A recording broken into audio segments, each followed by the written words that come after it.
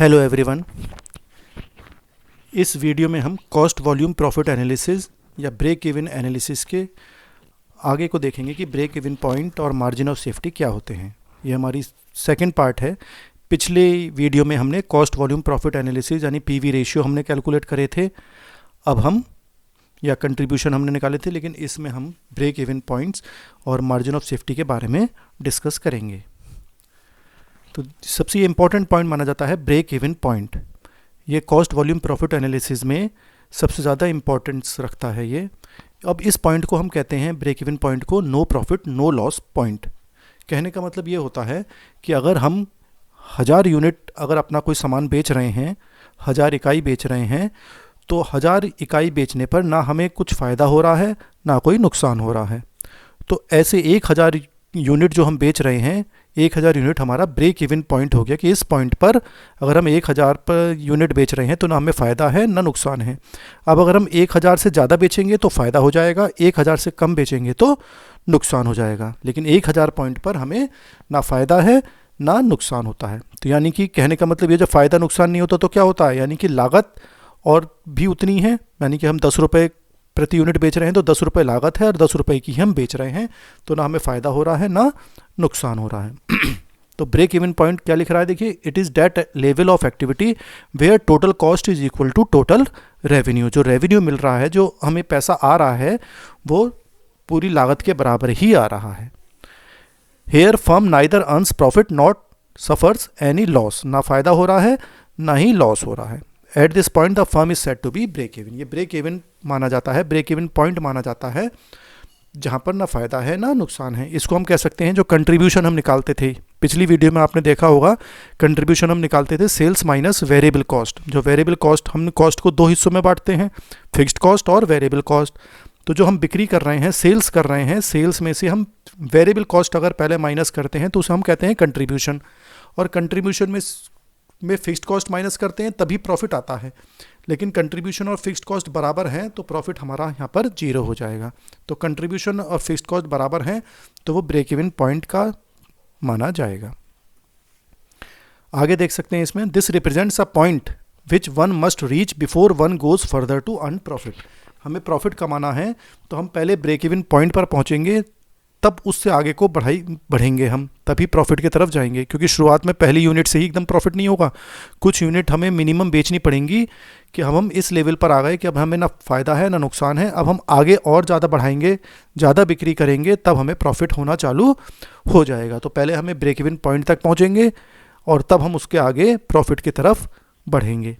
अगर हम उस पॉइंट तक नहीं आ पा रहे हैं, ब्रेक इवन पॉइंट पर नहीं पहुंच पा रहे हैं, इसका मतलब अभी हमें नुकसान हो रहा है, फर्म को, अपने हमारी कंपनी को नुकसान उठाना पड़ रहा है। By determining this point the firm can very well assess for itself how far away it actually is from that point. और जब हम ये पॉइंट बना लेते हैं तो हम पता चल जाता है कि अगर हम पीछे हैं तो हम कितनी दूर हमें पहुंचना है। पहले ब्रेक इवन पॉइंट पर पहुंचना है और फिर ब्रेक इवन पॉइंट से आगे बढ़ जाना है, तब हम प्रॉफिट की तरफ बढ़ेंगे। जैसे मैंने शुरू में बताया कि हम 1000 यूनिट अगर बेच रहे हैं, तो अगर हम अभी शुरुआत का दौर है 500 यूनिट बेच रहे हैं या 600 यूनिट बेच रहे हैं तो हमें नुकसान है। और हमने पॉइंट बना लिया कि 1000 अगर हम बेचने लगेंगे, मान लीजिए अभी हम 500 बेच रहे हैं और हम 1000 बेचने लगेंगे तो हमें ना फ़ायदा होगा ना नुकसान होगा। लेकिन अभी हम 500 बेच रहे हैं तो अभी हम नुकसान की तरफ हैं। जब 500 यूनिट से ज़्यादा बेचने लगेंगे तो हमारा नुकसान कम होता जाएगा और 1000 यूनिट तक आते आते हम ना हमें ना फ़ायदा होगा ना नुकसान होगा। फिर 1000 से आगे बढ़ेंगे, 1000 यानी कि 1100 बेचेंगे, 1200 यूनिट बेचेंगे, तो हम फ़ायदे की तरफ आने लगेंगे। If the firm is actually at a higher level, or we can say the level higher than the break even point, it means that it is very profitable। जैसे मैंने बताया कि हम ब्रेक इवन पॉइंट से आगे निकल गए, high level पर पहुंच गए, उससे आगे निकल गए, तो हम प्रॉफिट कमाने शुरू कर देते हैं। देखिए, 2 डेफिनेशंस भी यहाँ पे दे रखी हैं ब्रेक इवन पॉइंट की। एन के प्रसाद ने डेफिनेशन दे रखी है, the break even point is the sales volume at which there is neither profit nor loss, cost being equal to revenue. जैसे पहले भी मैंने बताया कि हम ऐसे पॉइंट पर हैं, ब्रेक इवन पॉइंट ऐसा पॉइंट कि इतनी एट सेल्स वॉल्यूम, कितनी हम सेल्स वॉल्यूम कर रहे हैं, इतनी सेल्स कर रहे हैं, इतनी बिक्री कर रहे हैं जहाँ पर हमें ना फ़ायदा है ना नुकसान है। यानी लागत और जो पैसा, बिक्री का मूल्य जो मिल रहा है वो बराबर मिल रहा है, जितनी लागत है उतना ही बिक्री मूल्य मिल रहा है। तो उस पॉइंट को हम ब्रेक इवन पॉइंट कहते हैं। मार्ट्स एंड करी ने भी डेफिनेशन दी है, break even analysis indicates at what level costs and revenue are in equilibrium. Equilibrium का मतलब होता है एक बैलेंस पॉइंट, कि सेंटर में है, बीच में है बिल्कुल, कि लागत भी उतनी है, बिक्री मूल्य भी उतना ही है, रेवेन्यू सेल्स रेवेन्यू भी उतना आ रहा है और हमारा कॉस्ट ऑफ प्रोडक्शन भी उतना ही है, दोनों चीज़ें बराबर हैं। तो ऐसी एनालिसिस जब हम करते हैं कि पता लगाते हैं कि हम इक्विलिब्रियम पर हैं, बैलेंस पोजीशन पर हैं, जहाँ पर न लागत और बिक्री मूल्य दोनों बराबर आ रहे हैं, उसे हम ब्रेक इवन पॉइंट कहा करते हैं। यहाँ पर हम देख सकते हैं, देखिए ब्रेक इवन पॉइंट, क्योंकि जब हम स्टडी करते हैं तो बेसिस बता रखे हैं कि ब्रेक इवन पॉइंट दो चीज़ों पर बेस है, फिक्स्ड कॉस्ट और वेरिएबल कॉस्ट। ये पहले भी मैंने बताया था कि फिक्स्ड कॉस्ट जो होते हैं वो आप चाहे 1 यूनिट बनाओ चाहे 1000 यूनिट बनाओ, कॉस्ट लागत नहीं बदलती है। तो देखिए लिख रहा है फिक्स्ड कॉस्ट में, do not change with the level of output और वॉल्यूम, कि कितनी भी यूनिट बनाएं एक लिमिट तक हम फिक्स्ड कॉस्ट वही रहेगी, बार बार नहीं बदलेगी। एग्जाम्पल्स दे रखे हैं, जैसे rent of factory building, factory का किराया है, फैक्ट्री पे हम किराया देते हैं फैक्ट्री का, तो फैक्ट्री के किराए का आप चाहे 1 यूनिट बनाओ चाहे 1000 यूनिट बनाओ, फैक्ट्री में कितना कम काम करो या ज़्यादा काम करो, फैक्ट्री का किराया तो उतना ही देना है। या हम कहें मैनेजर की सैलरी है, मैनेजर साहब बैठे हुए हैं ऑफिस में, तो वो कितना ही सामान बन रहा हो, मैनेजर की सैलरी तो फिक्स है, हर महीने उतनी ही उन्हें सैलरी देनी है। या इंटरेस्ट ऑन कैपिटल है, हमने लोन ले रखा है, तो लोन की जो किस्त जानी है वो तो उतनी ही जानी है, ब्याज उतना ही जाना है, चाहे आप 1 यूनिट बनाओ चाहे 1000 यूनिट बनाओ चाहे 500 यूनिट बनाओ, जितने का लोन लिया है किस्त तो या ब्याज तो उतना ही जाना है। If production increases expenses does not increase, तो मैंने बताया जैसे कि उत्पादन अगर हमारा बढ़ रहा है तो ये खर्चे, ये लागत जो है ये नहीं बढ़ते हैं, ये उतने ही रहते हैं। दूसरा हिस्सा होता है वेरिएबल कॉस्ट का, ये डायरेक्ट प्रोपोर्शन माने जाते हैं कि अगर हम उत्पादन ज़्यादा करेंगे तो ये खर्चे हमारे ज़्यादा होंगे, उत्पादन कम कर देंगे तो खर्चे हमारे कम हो जाएंगे। जैसे डायरेक्ट मटेरियल, भाई मटेरियल कच्चा माल तभी लगेगा जब हम उत्पादन करेंगे, ज़्यादा सामान बनाएंगे तो मटेरियल ज़्यादा लगेगा, लेबर ज़्यादा लगेगी, पावर तेल फ्यूल वगैरह जो होगा, बिजली का खर्चा उतना ज़्यादा हो जाएगा, पावर ज़्यादा लगेगी। कम काम करेंगे तो कम खर्चे होंगे। तो अगर प्रोडक्शन इंक्रीज़ होगा, प्रोडक्शन बढ़ेगा तो इनकी लागत भी बढ़ेगी। तो ये दो बेसिस हैं ब्रेक इवन पॉइंट के, फिक्स्ड कॉस्ट और वेरिएबल कॉस्ट। तो ब्रेक इवन पॉइंट निकालने का क्या हमारा यूटिलिटी है, क्या फ़ायदा होता है, तो इसमें कुछ पॉइंट्स हमने लिख रखे हैं। The operational level of business is controlled by management on the basis of break even point, कि जो ऑपरेशनल लेवल ऑफ बिजनेस है यानी कि जो ऑपरेटिंग एक्टिविटीज़ हैं वो हम ब्रेक इवन एनालिसिस से ही, ब्रेक इवन पॉइंट से ही कंट्रोल करते हैं कि इस लेवल से हमें ज़्यादा कमाना है, ज़्यादा सेल करनी है, ज़्यादा बिक्री करनी है कि हमारी कंपनी प्रॉफिट में रहे। With the help of break-even point, the management may take decision that to what extent the production level should be reduced so that it may not have any loss. मान लीजिए हम 5000 इकाई बनाते हैं, 5000 unit बनाते हैं, लेकिन मंदी का दौर है तो उतना नहीं बिक रहा तो हम कम बनाएंगे, लेकिन ज़्यादा कम बनाएंगे तो हमें नुकसान होने लगेगा। तो ब्रेक इवन पॉइंट अगर हमने पहले से डिसाइड कर रखा है तो मैनेजमेंट को पता होगा, प्रबंधन को पता होगा कि भाई हम इस लेवल तक हम बनाएंगे तो हमें नुकसान नहीं उठाना पड़ेगा। अगर इस लेवल से नीचे आ गए यानी ब्रेक इवन पॉइंट से नीचे आ गए तो हमें नुकसान हो जाएगा, तो ये समस्या आ जाती है। या कंपनी को अगर नुकसान हो रहा है तो वो पता लगाएगी कि इस ब्रेक इवन पॉइंट पर आने पर हमें फ़ायदा हो सकता है, तो पहले हम ब्रेक इवन पॉइंट अचीव करें जिससे कि हमारा लॉस तो ना हो, कम से कम प्रॉफिट ना भी हो रहा हो तो कम से कम हानि ना हो। तो ऐसा पॉइंट हम मैनेजमेंट सोच कर रखता है, कैलकुलेट करके रखता है कि इस लेवल पर हमें हमेशा बने रहना चाहिए, इससे कम तो नहीं जाना चाहिए, जितना ज़्यादा ऊपर जाएंगे उतना ही अच्छा माना जाएगा। After achieving break even point higher is the production और sale, greater will be the amount of profit. जब ब्रेक इवन पॉइंट हम अचीव कर लेंगे, उसे हासिल कर लेंगे, ब्रेक इवन पॉइंट तक हम बना रहे हैं सामान, तो हम फिर जितना आगे जाएंगे, जितना ज़्यादा सामान बेचेंगे उतना ही हमें प्रॉफिट होगा। दूसरा पॉइंट इसमें आता है मार्जिन ऑफ सेफ्टी, ये भी इंपॉर्टेंट पॉइंट माना जाता है। देखिए ब्रेक इवन पॉइंट पर क्या होता है, ना प्रॉफिट हो रहा है ना लॉस होना है, लेकिन ब्रेक इवन पॉइंट से आगे की तरफ जाएंगे तो हमें प्रॉफिट होने लगेगा। इसका मतलब हम सुरक्षित हैं, सेफ पोजीशन पर हैं कि हमें नुकसान नहीं हो रहा, हमें फ़ायदा ही होगा। वो अलग बात है कि फ़ायदा कम ज़्यादा हो, लेकिन नुकसान में नहीं रहेंगे। तो जितना ज़्यादा फ़ायदा होगा, कि अगर हम ब्रेक इवन पॉइंट से जितना ज़्यादा बना रहे हैं उसको हम ब्रेक या मार्जिन ऑफ सेफ्टी कहा करते हैं। जितनी सेल्स हमारी ज़्यादा होगी उतना ही कंपनी को सेफ रहेगा, कंपनी की सेफ्टी रहेगी, सुरक्षित रहेगी कंपनी, की नुकसान नहीं होगा। अब एक्चुअल सेल्स अगर हमारी ज़्यादा हो रही है ब्रेक इवन पॉइंट की सेल से, तो जो सरप्लस है, जो फालतू है, वो मार्जिन ऑफ सेफ्टी कहलाया जाता है। यानी कि कह लीजिए कि 1 लाख रुपए का हम सामान बेचते हैं तो हमें ना फ़ायदा होता है ना नुकसान होता है, लेकिन 1 लाख से हम 1.5 लाख बेचने लगे तो 50,000 यूनिट 50,000 रुपये का फालतू सामान बेच रहे हैं, तो वो मार्जिन ऑफ सेफ्टी कहलाया जाता है। इसके भी देखिए फॉर्मूले दे रखे हैं। मार्जिन ऑफ सेफ्टी हम यूनिट्स में भी निकाल सकते हैं और सेकंड पॉइंट में लिख रहा है रुपीज़ में भी निकाल सकते हैं। तो एक्चुअल सेल्स ज़्यादा हो रही है तभी हम उसमें से माइनस कर रहे हैं ब्रेक इवन सेल्स यूनिट्स में। तो सेल्स अगर हमारी 1.5 लाख है, ब्रेक इवन पर 1 लाख है, तो हम 50,000 यूनिट्स हम ज़्यादा बेच रहे हैं ब्रेक इवन पॉइंट से, तो वो मार्जिन ऑफ सेफ्टी माना जाता है।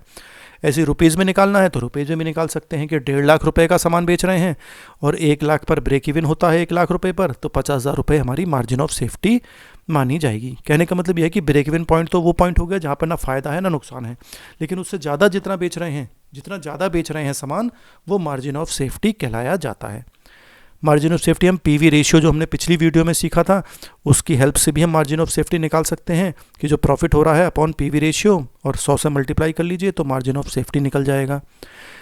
इसको हम परसेंटेज ऑफ सेल्स से भी देख सकते हैं कि actual margin of safety ratio हम निकाल सकते हैं कि एक्चुअल सेल्स जितनी हो रही है उसमें मार्जिन ऑफ सेफ्टी कितना हिस्सा है, कितनी परसेंटेज है, तो वो भी निकाल सकते हैं। Margin of safety upon actual sales multiplied by 100। तो ये कुछ फॉर्मूले हैं मार्जिन ऑफ सेफ्टी के। तो मार्जिन ऑफ सेफ्टी हमारे देखिए क्या महत्व रखता है, ये भी इम्पॉर्टेंट पॉइंट माना जाता है। और ये स्ट्रॉन्ग पोजीशन बताया है, जितनी हमारी वॉल्यूम कम होगी अगर सेल्स की तो प्रॉफिट हमारा रहेगा। देखिए लिख रहा है if margin of safety is more, बहुत ज़्यादा मार्जिन ऑफ सेफ्टी हमारी बहुत अच्छा, हम सेल कर रहे हैं तो प्रॉफिट ज़्यादा अच्छा हो रहा है तो अच्छी पोजीशन मानी जाएगी। और कुछ सेल्स वॉल्यूम अगर कम भी हो जाए, हमारी सेल्स बिक्री कम भी हो जाए तो भी कंपनी प्रॉफिट में रहेगी अगर मार्जिन ऑफ सेफ्टी है। अगर हमें मार्जिन ऑफ सेफ्टी इंप्रूव करनी है तो हमें क्या करना होगा, हमें अपनी लागत कम करनी होगी, चाहे वो फिक्स्ड कॉस्ट हो या वेरिएबल कॉस्ट हो। अगर लागत कम करेंगे तभी हमें प्रॉफिट ज़्यादा हो सकता है, हमारा मार्जिन ऑफ सेफ्टी ज़्यादा हो सकती है। और अगर हमें प्रोडक्शन बढ़ाना है तो हमें कैपेसिटी बढ़ानी पड़ेगी कि अगर हमारी मशीन 100 यूनिट बनाती है रोज़ तो हमें दूसरी मशीन खरीद सकते हैं जो ज़्यादा बना सके। तो हमें अपनी प्रोडक्शन कैपेसिटी भी बढ़ानी पड़ेगी कंपनी के अंदर। और या फिर सेलिंग प्राइस हम बढ़ा सकते हैं कि पहले 10 रुपये में सामान बेच रहे थे, हम 12 में बेचेंगे तो 2 रुपये का एक्स्ट्रा प्रॉफिट होने लगेगा। तो अगर ये सब चीज़ें करेंगे तो मार्जिन ऑफ सेफ्टी हमारी बढ़ने लगती है, इंक्रीज़ हो सकती है। और जितनी मार्जिन ऑफ सेफ्टी अच्छी रहेगी कंपनी उतनी ही सुरक्षित रहेगी, उतना ही उसको ज़्यादा प्रॉफिट होगा। अब हम न्यूमेरिकल प्रॉब्लम्स देखेंगे, क्योंकि न्यूमेरिकल प्रॉब्लम्स आप देखेंगे जो एग्जाम्स में क्वेश्चंस आते हैं वो हम कुछ क्वेश्चंस यहाँ पर सॉल्व करेंगे। अब हम ब्रेक इवन पॉइंट से रिलेटेड कुछ न्यूमेरिकल प्रॉब्लम्स देखेंगे, लेकिन उससे पहले हम कुछ हमें फॉर्मूलेज देखने पड़ेंगे ब्रेक इवन पॉइंट के। फॉर्मूलेज थोड़े से देखते हैं। देखिए जब ब्रेक इवन पॉइंट हम निकालते हैं, ब्रेक इवन पॉइंट, तो ये 2 तरीके से निकलता है। हम ब्रेक इवन पॉइंट यूनिट्स में भी निकाल सकते हैं और रुपीज़ में भी निकाल सकते हैं। कहने का मतलब ये हुआ कि अगर हमें 1 लाख रुपए की अगर हम सेल करते हैं, 1 लाख रुपए की सेल करते हैं तो हमें ना प्रॉफिट होता है ना लॉस होता है, तो वो रुपीज़ हो गया। और हम कहें कि 10,000 यूनिट बेचने पर, 10,000 इकाई बेचने पर हमें ना फ़ायदा होता है ना नुकसान होता है, तो वो यूनिट्स कहलाई जाती हैं। तो हम पहले यूनिट्स में देख लेते हैं। तो break even point in units,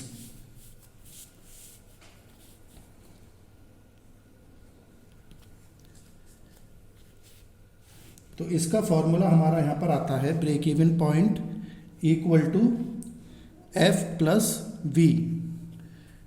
F मतलब फिक्स्ड कॉस्ट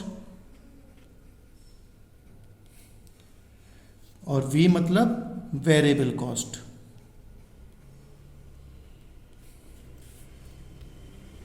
इसके साथ दूसरा फॉर्मूला हो सकता है equal to selling price per unit हम लिख सकते हैं और मल्टीप्लाई कर देंगे उसे वॉल्यूम ऑफ सेल्स से, जितनी भी हम सेल्स कर रहे हैं उससे मल्टीप्लाई कर दिया जाएगा। और हम लिख सकते हैं, ये इसलिए मैं अलग अलग फार्मूले बता रहा हूँ क्योंकि क्वेश्चन के हिसाब से हम कोई कुछ भी फार्मूला लग सकता है। जैसे ही क्वेश्चन में इंफॉर्मेशन होगी उस हिसाब से हमें फार्मूला लगाना पड़ेगा। तो हम इसमें और लगा सकते हैं fixed cost plus variable cost per unit, प्रति यूनिट निकालेंगे और इसको मल्टीप्लाई कर देंगे हम वॉल्यूम ऑफ सेल्स से, कितनी यूनिट्स हमारी सेल्स हो रही हैं। ये फॉर्मूला भी हम लगा सकते हैं। और हमारा लग सकता है F upon SP minus VP। SP मतलब सेलिंग प्राइस पर यूनिट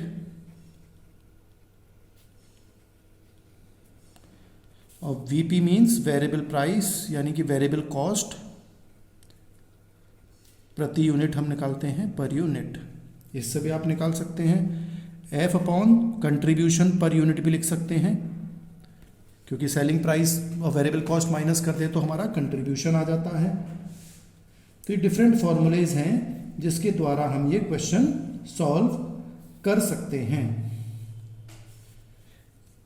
दूसरा हम देखते हैं break even point in rupees. Rupees में भी हम देख सकते हैं। इसमें ब्रेक इवन पॉइंट हो जाता है आपका BP equal to F into S upon S minus V. F का मतलब फिक्स्ड कॉस्ट पता ही है आपको। एस इक्वल टू हो जाएगा टोटल सेल्स रुपीज़ में, वी वेरिएबल कॉस्ट। तो इससे भी हम फॉर्मूला लगा सकते हैं। और एफ अपॉन पीवी रेशियो भी फॉर्मूला होता है, इस तरह से भी निकाल सकते हैं। और F multiplied by S P upon S P minus V P. ये एस पी वी पी हमने ऊपर अभी देखा है, एस पी और वी पी क्या क्या होते हैं। तो हम इसके द्वारा भी फॉर्मूला के हेल्प से हम ब्रेक इवन पॉइंट रुपीज़ में निकाल सकते हैं। दूसरा एक हो सकता है जब ब्रेक इवन पॉइंट यूनिट्स में आ गया तो अगर रुपए में कन्वर्ट करना है तो भी हम सीधा कर सकते हैं, equal to break even point जो इन यूनिट्स हमने निकाला है उसको मल्टीप्लाई कर लीजिए सेलिंग प्राइस पर यूनिट से। सेलिंग प्राइस पर यूनिट से हम मल्टीप्लाई कर देंगे इसको, तो भी ब्रेक इवन पॉइंट रुपीज़ में निकल कर आ जाएगा, क्योंकि ये रुपीज़ में हम निकाल रहे हैं। तो इस तरह से हम ब्रेक इवन पॉइंट के फॉर्मूले यूज़ करते हैं। कभी कभी ऐसा होता है कि कंबाइंड ब्रेक इवन पॉइंट भी निकालना पड़ सकता है हमें।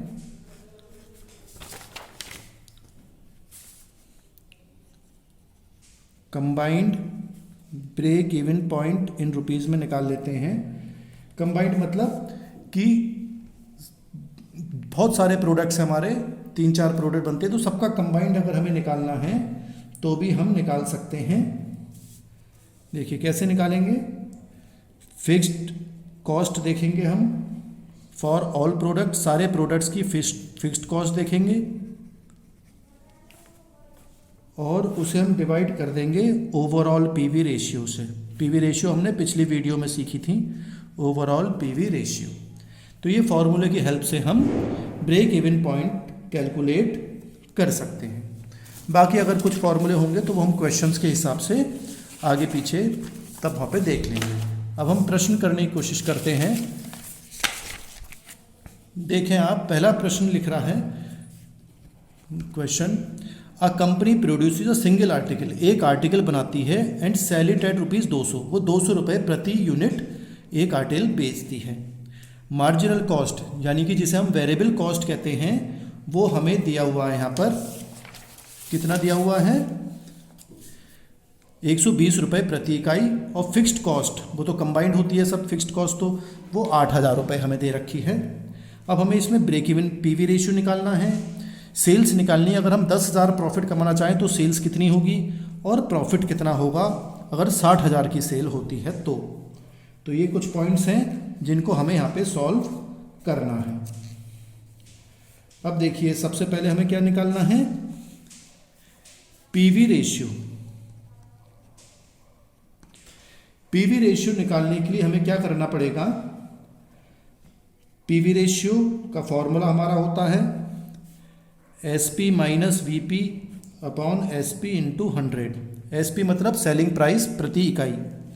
तो सेलिंग प्राइस हमें दे रखी है यहाँ पे 200 रुपये, वेरिएबल कॉस्ट प्राइस दे रखी है हमें 120 रुपये। तो इसकी मदद से हम पीवी रेशियो हमारा निकल जाएगा, जो पहला पॉइंट है। तो 200 माइनस 120 अपॉन 200 इंटू 100, तो ये हो गया 80 अपॉन 200 इंटू 100, तो ये 40% निकल कर आ जाएगा। दूसरा हमें पॉइंट निकालना है, सेल्स पता लगानी है। अगर हम 10,000 प्रॉफिट चाहते हैं तो अब 10,000 अगर आप प्रॉफिट चाहते हैं तो सेल्स कितनी होनी चाहिए? तो यानी कि रिक्वायर्ड सेल्स का हम फॉर्मूला लगाएंगे। रिक्वायर्ड सेल्स, हमें सेल्स कितनी चाहिए वो जो हमें निकालनी है कि हमारा प्रॉफिट हो जाए कितना। तो इसका फॉर्मूला हो गया फिक्स्ड कॉस्ट हम देखेंगे प्लस जितना हम प्रॉफिट चाहते हैं, डिज़ायर्ड प्रॉफिट। हम डिज़ायर्ड प्रॉफिट यानी कि 10,000 रुपये प्रॉफिट चाहते हैं और इसको डिवाइड कर देंगे पीवी रेशियो से। तो ये फॉर्मूला हम यहाँ पर यूज़ करेंगे। अगर हमें सेल्स पता लगानी है कि हम 10,000 प्रॉफिट कमाना चाहते हैं तो कितनी बिक्री करें, हम कितने रुपए की सेल करें। तो देखिए फिक्स्ड कॉस्ट हमें 8,000 प्रश्न में दिया हुआ है। सेकंड पॉइंट हम कर रहे हैं बी पॉइंट, और सेल्स हमें चाहिए 10,000। सेल्स निकालनी है, प्रॉफिट है 10,000 और पीवी रेशियो है हमारा 40%। तो जब परसेंटेज में है 40% है तो इंटू 100 यहाँ पर हम कर देंगे। तो ये हो गया आपका 18,000 अपॉन 40 इंटू 100, क्योंकि 40 पीवी रेशियो प्रतिशत में निकलता है, 40/100, तो 100 ये ऊपर चला गया। मैथमेटिक्स में ऐसे होता है। और इसको आप सॉल्व करेंगे तो ये आपका कैलकुलेट होकर आ जाएगा 45,000 रुपये। रुपीज़ में निकाल लिया, ये रुपीज़ का साइन होता है। रुपीज़ 45,000, यानी कि 45,000 रुपये की हम सेल करते हैं तो 10,000 का प्रॉफिट हमें हो जाएगा। अब हमें तीसरा पॉइंट पूछा है कि प्रॉफिट एट सेल्स ऑफ 60,000, अगर हम 60,000 की सेल करें तो कितना प्रॉफिट होगा, ये पता लगाना है। तो हमें प्रॉफिट निकालना है कि सेल अगर 60,000 की करते हैं तो फॉर्मूला इसका क्या हो गया, sales into PV ratio minus fixed cost. ये हम फॉर्मूला यूज़ करते हैं। ऐसे आप पहले इसको सॉल्व करना पड़ेगा हमें। सेल्स हम कितनी चाहते हैं, 60,000 सेल है, पीवी रेशियो 40% यानी 40/100 माइनस फिक्स्ड कॉस्ट 8,000 ये है। तो इसको सॉल्व करेंगे तो ये आएगा 24,000 माइनस और ये 8,000, तो आपका आंसर आ गया 16,000 रुपये। रुपीज़ 16,000 का आंसर हमारा आ जाएगा।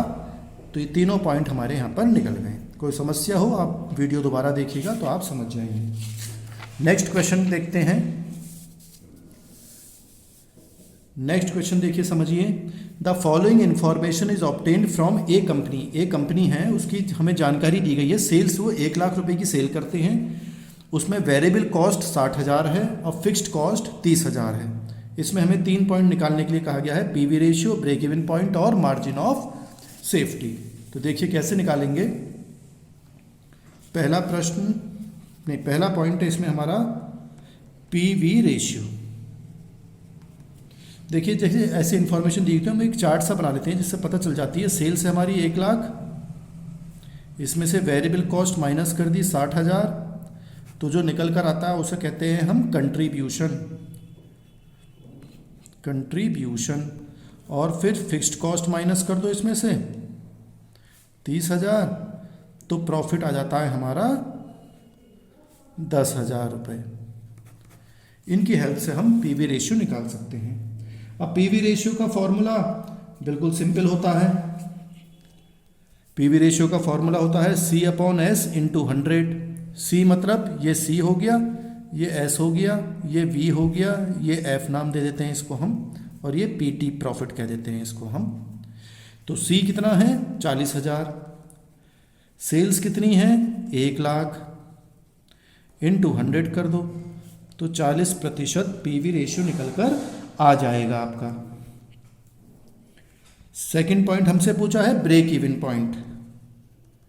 ब्रेक इवन पॉइंट हमें निकालना है तो हमें क्या करना पड़ेगा, फार्मूला हम जो लग सके, मैंने 4-5 फार्मूले आपको बताए, जो क्वेश्चन के हिसाब से फिट हो जाए वो फार्मूला आप लगा सकते हैं।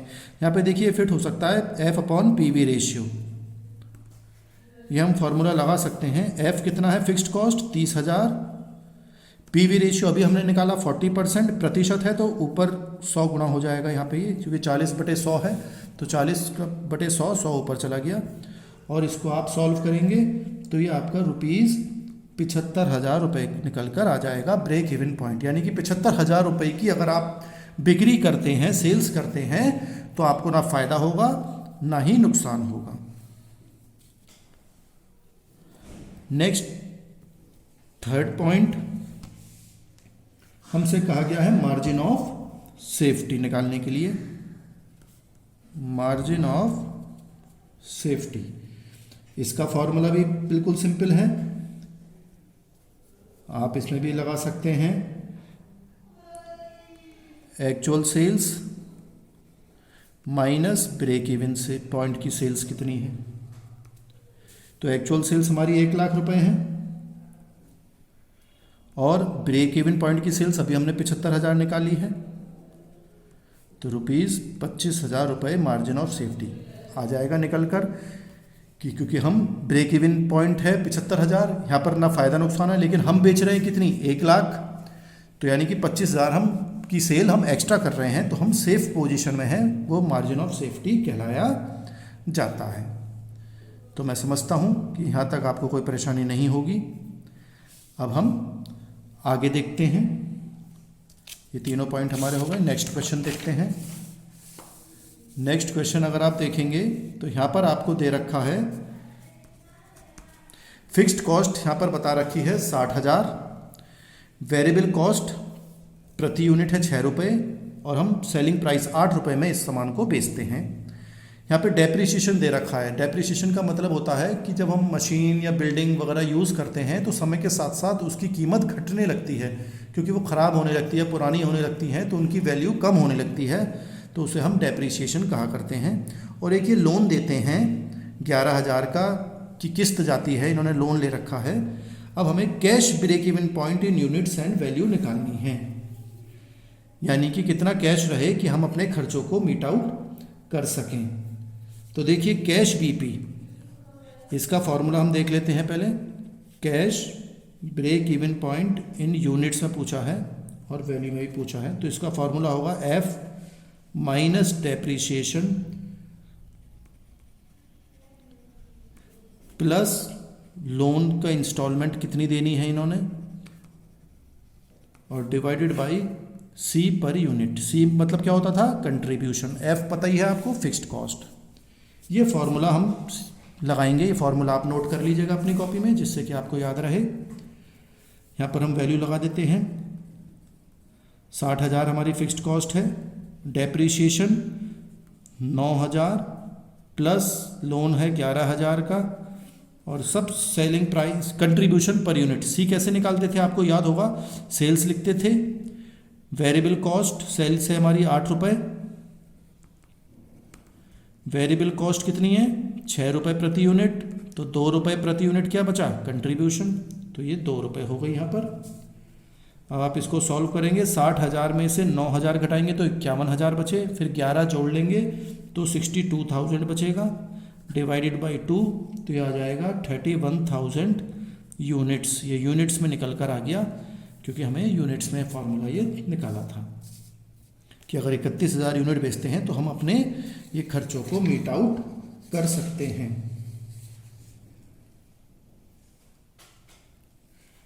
तो कहने का मतलब क्या हुआ, cash break even point means कि कितना कैश हमारे पास आ रहा है, इनफ्लो कितना हो रहा है, जिससे कि हम अपनी जो कैश लाइबिलिटी हैं, जो दायित्व हैं हमारे, उन्हें हम पूरा कर सकें।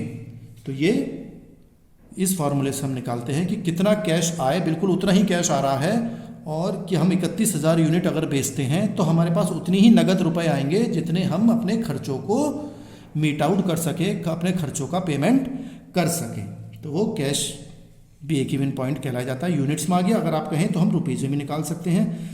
Cash break even point in rupees, rupees मतलब कितने रुपए की सेल करें जितनी कि ये ब्रेक इवन पॉइंट पर आ जाए कि नगद हमारा बराबर बैठ जाए।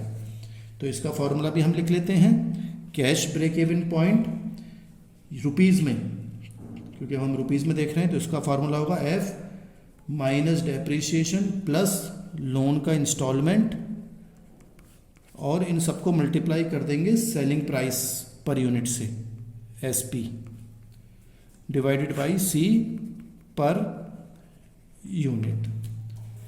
तो आप देखें 60,000 माइनस डेप्रीशिएशन 9,000 प्लस लोन 11,000, और इसको हम सेलिंग प्राइस है 8 रुपये प्रति यूनिट डिवाइडेड बाई 2 रुपये, सेलिंग प्राइस पर यूनिट 2 रुपये है और ये 8 रुपये थी। क्योंकि ये यूनिट्स में आया है, रुपीज़ में करना है, तो सेलिंग प्राइस से मल्टीप्लाई कर दो, सिंपल। तो ये हमारा फिर वही आ जाएगा 62,000 मल्टीप्लाइड बाई 8 डिवाइड बाई 2, तो रुपीज़ 2,48,000 रुपये की अगर हम सेल करते हैं तो हम अपने खर्चों को मीट आउट कर सकते हैं।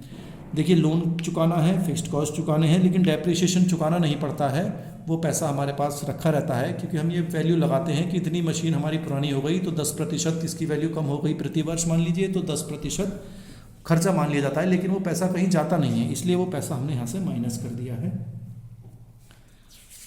नेक्स्ट क्वेश्चन एक और देख लेते हैं, लास्ट क्वेश्चन। ये मान लीजिए स्वाति लिमिटेड है, क्वेश्चन देख रहे हैं, इन्हें एक मशीन खरीदनी है। अब इनके पास 2 मशीन है, there are 2 machines under consideration, 2 machine को पर सोच रहे हैं कौन सी खरीदी जाए। तो इनके पास है एक मशीन ये है जो 30,000 रुपये की फ़िक्स्ड कॉस्ट रहेगी और इसमें 40,000 की फ़िक्स्ड कॉस्ट रहेगी। यहाँ पर जो सामान बनाएंगे तो 12 रुपये प्रति यूनिट लगेगा वेरिएबल कॉस्ट, और बी में 8 रुपये लगेगा। तो अब बताइए कि कौन सी मशीन खरीदी जाए, ये हमें सोचना है। तो देखिए हम कैसे करेंगे प्रश्न को। अब हमें देखना है कि सेल पोजीशन देखिए कि कितने पर ये दोनों मशीन बराबर रहेंगी। हमें सेल्स लेवल देखना है कि जिस पर प्रॉफिट दोनों मशीनों का बराबर आए, यानी हमें क्या देखना है, सेल्स लेवल देखना है eight which profit of both the machines, दोनों मशीनों का विल बी इक्वल, दोनों मशीनों का प्रॉफिट बराबर आए। ऐसी क्या वैल्यू सेल हो सकती है जिसमें कि जितनी सेल हो कि इस मशीन को लें या इस मशीन को लें, कितने की सेल करें कि दोनों का प्रॉफिट बराबर रहे। तो इसका फॉर्मूला होता है डिफरेंस, देखिए फिक्स्ड कॉस्ट में कितनी है, डिफरेंस बिटवीन फिक्स्ड कॉस्ट देखेंगे और डिफरेंस डिवाइड कर देंगे इसे डिफरेंस, ये फॉर्मूला नोट कर लीजिएगा आप, डिफरेंस बिटवीन वेरिएबल कॉस्ट प्रति यूनिट जितनी है।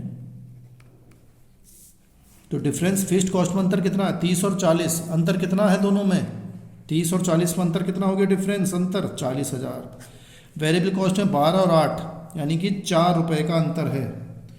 तो इसको भाग करेंगे तो आएगा 2500 यूनिट्स। तो क्या समझे हम इस पॉइंट में, 2500 यूनिट अगर हम बनाते हैं तो चाहे मशीन ए खरीदो चाहे मशीन बी खरीदो, दोनों की प्रॉफिट बराबर रहेगा, कंपनी को फ़ायदा दोनों से बराबर होगा।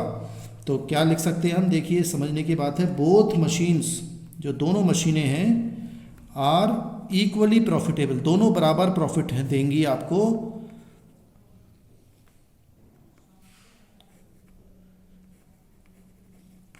एट कितनी सेल्स पर, at sales level of 2500 units. 2500 units अगर हम बनाते हैं तो दोनों मशीनें बराबर प्रॉफिट देंगी। अब इसमें देखिए फिक्स्ड कॉस्ट जो है बी में फिक्स्ड कॉस्ट ज़्यादा है, आपकी मशीन बी में फिक्स्ड कॉस्ट ज़्यादा है, तो वो प्रॉफिटेबल तब मानी जाएगी जब आप 2500 से ज़्यादा बनाएंगे, तब तो बी मशीन का फ़ायदा है।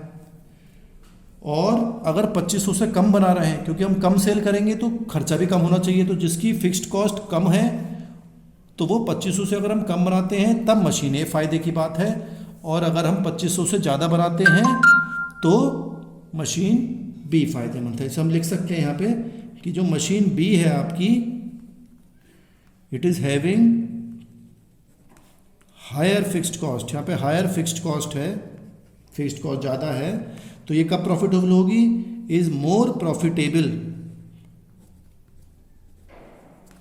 अबव 2500 यूनिट, 2500 यूनिट से ज़्यादा बनाते हैं तो, क्योंकि भाई ज़्यादा सेल होगी तो हम फिक्स्ड कॉस्ट ज़्यादा बियर कर सकते हैं। लेकिन अगर मशीन ए हमारी जो है,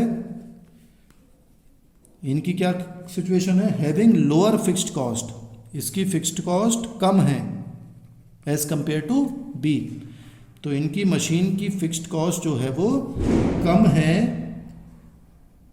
तो ये कब प्रॉफिटेबल मानी जाएगी, is more profitable below 2500 units. 2500 units से अगर हम कम बनाते हैं तो कम बनाएंगे तो हमें सेल हमारी कम होगी, बिक्री कम होगी, तो हमें खर्चा ज़्यादा नहीं करना चाहिए, तब फिक्स्ड कॉस्ट क्योंकि यहाँ पे कम है तब हम ए हमें यूज़ करनी चाहिए, तब वो सही रहेगी। और अगर 2500 से ज़्यादा यूनिट बनाएंगे तो मशीन बी सही रहेगी। ये डिपेंड करता है कंपनी पर कि वो किस तरह से चीज़ों को देखती है। तो ये कुछ हमने क्वेश्चंस करे हैं, अगली वीडियो में हम और क्वेश्चंस देखेंगे। अगर इनमें आपको कोई समस्या हो तो आप कमेंट बॉक्स में लिख सकते हैं। Thank you.